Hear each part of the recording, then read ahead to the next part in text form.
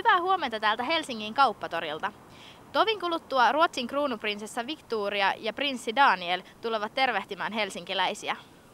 He päättävät muutaman päivän Suomen vierailunsa tänään tänne. Ruotsin kruunuprinsessa Victoria ja prinssi Daniel saapuivat sunnuntai-iltana muutaman päivän mittaiselle ja samalla ensimmäiselle yhteiselle viralliselle matkalleen Suomeen. Kuninkaallisten vieraiden ohjelma alkoi maanantaina presidentti Tarja Halosen luota Mäntyniemestä. Tämän jälkeen he tutustuivat Lahteen ja paikallisen koulun ruotsin kielen opetukseen. Tiistaina aamupäivällä he vierailivat Sörnäisten nuorisokeskus Hapessa ja kävivät tervehtimässä kauppatorilla helsinkiläisiä.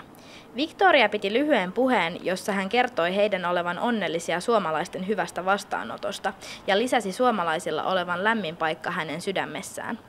Victorian ja Danielin vierailu päättyy tänään tiistaina. Nähdä Victoria ja prinssi Daniel, koska mä en ikinä nähnyt niitä. Ne on aina niin kun lehdessä nähdä niitä kuvia, niin oli kiva kyllä nähdä niitä livenä. Etelä-Suomesta Suomenlinna ja varmaan näitä Kauppatori, Esplanadin parkki ja nämä muut, mikä on nyt just täällä alueella olemassa. Ei, kyllä on aikaisemminkin nähnyt, mutta en nyt muista koska ja mitä, mutta olen kuitenkin.